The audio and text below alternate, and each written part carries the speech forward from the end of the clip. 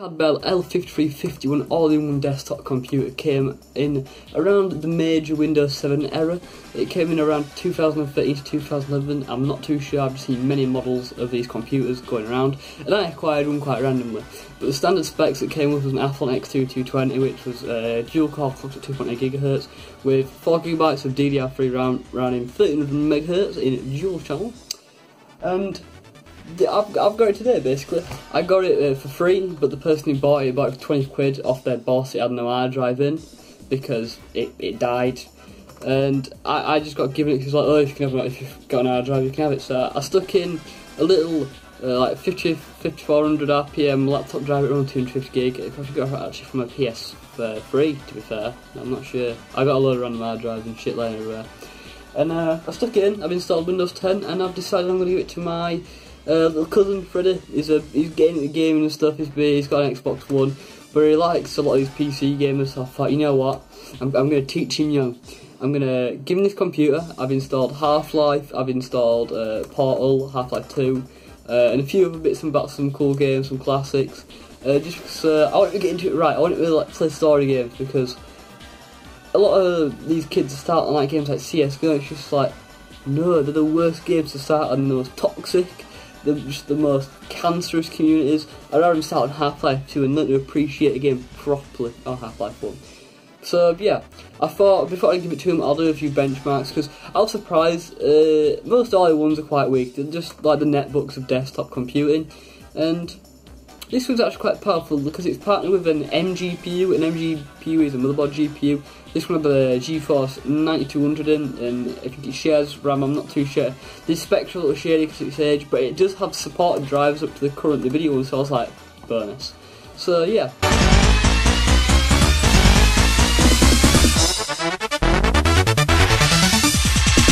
About this computer is, it is an Athlon 2, but it's on an AM3 board, so you can put more than just the crappy Athlon in that normally supports DDR2 RAM.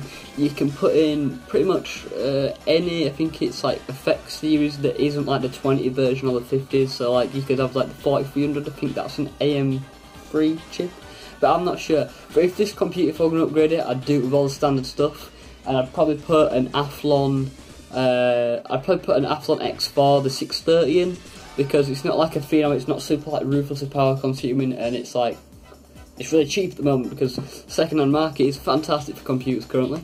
Well, not so with the Ethereum shit, but we'll ignore that because fuck miners, they're all pricks.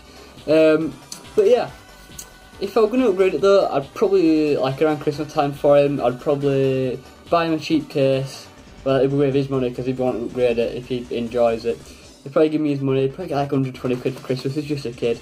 And I'd probably go out and find a cheap 20 quid case. I'd buy the Athlon 630, and I'd probably spend the most of the money on 8 gigs of RAM and a 750 Ti, and it would be quality.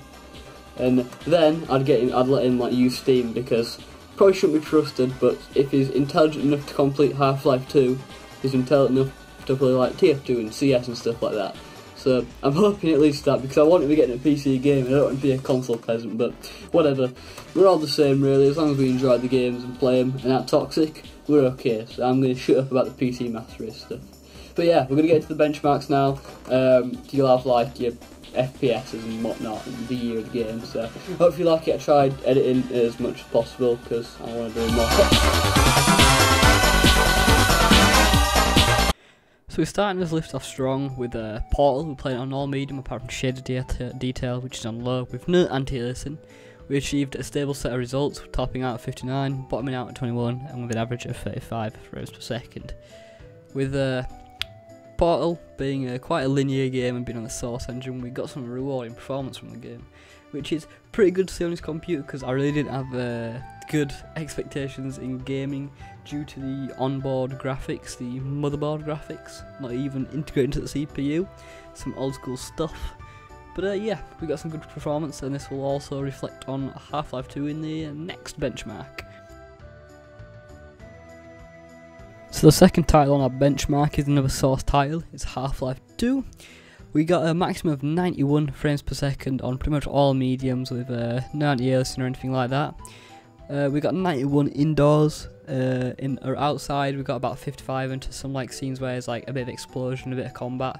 We got about 30. I think it's mainly like the shadows and stuff, like when you explode barrels seems to be a quick dip. But it seems to handle physics quite well and that sort of stuff, and like combat. So I think it's a really achievable experience. It does sit around 60, but it does dip quite a lot to like around the 50s. So I thought, lose my breath here. I thought I'll put the average as 55 because it just seems reasonable for how it performs. But yeah, I reckon he could probably play through the whole of Half-Life without any problems. But yeah, there's more gameplay just to explain the FPSs, and we'll get on to the next game.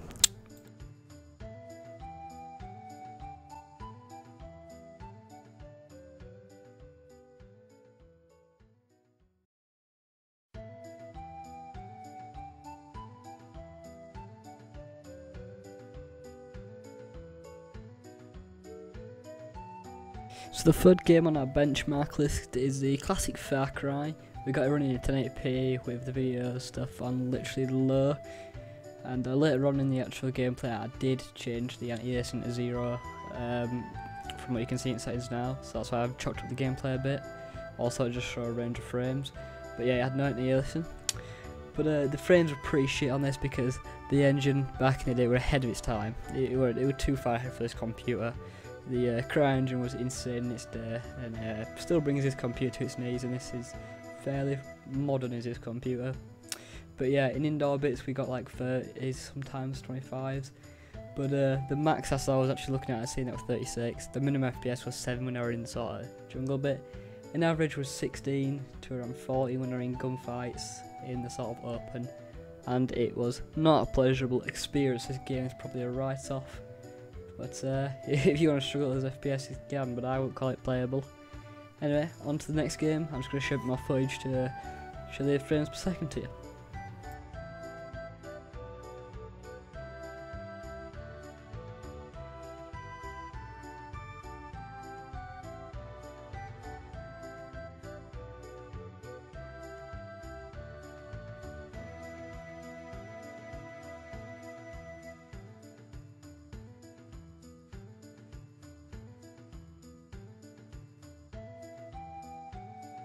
So the fourth game in our lineup is Minecraft, because what 8-year-old who plays games doesn't play Minecraft?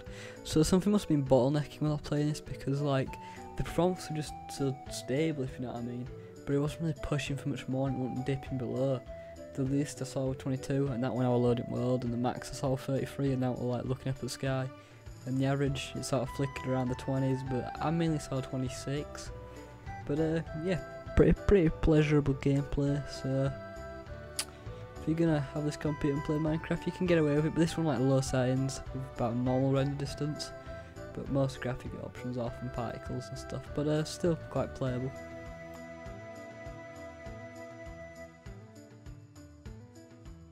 And that concludes the benchmarks for the Packard Bell, and testing this computer and sort of pushing it. Yeah, it's been pretty fun, to be fair. I enjoyed making this type of video. But I was going to put Half-Life in as a benchmark, but it just runs perfectly. There was no point even sort of seeing it as a challenge. If you watch Resonance Cascade, seeing which I'm doing right now, it's all 60, no stops. And quality. I did have some trouble running a Unity game, which I'll just pop up right now. And yeah, that was Pentatonic, because I thought, oh, it's just a simple Unity game, it's not too crazy physics route, but no. Apparently the game just shits itself and doesn't really like the computer. But it's been fun. I definitely do more of these kinds of videos. I'm thinking about getting a bit of money together and finding some like random PCs on eBay and seeing what I can do with them, seeing what performance I can get out of them, because it'd be fun in a video I'd like to do. I've got a Canon 300D and I've ordered a tripod with like a swivel arm, so hopefully I can get those dank angles if I do decide to do another video. But yeah, one thing I appreciated about this computer as well is I've got 3 monitors. I've got an LED TV, a 42-inch one, and I've got a 22.5 inch monitor and a 24-inch. And the colour on that screen was so good. I don't know what it was. It was just so orange and warming. Oh, I just loved it, and I don't know why. So that's one thing that I oddly appreciated. And the speakers are actually really good quality from all one. They're generally quite shitty, but this one was pretty good. So yeah, Freddy's enjoying the computer. He just plays Roblox on it mainly, and we're dicking about on a bit of Half-Life 2, which I'm happy about. If he ever completes it, I'm gonna get him around my house, and then we're gonna live stream him freaking speedrunning this shit out of it. But yeah, hope you enjoyed the video. Thank you for watching, and I'll see you guys in the next video. I'm Tyke. Goodbye.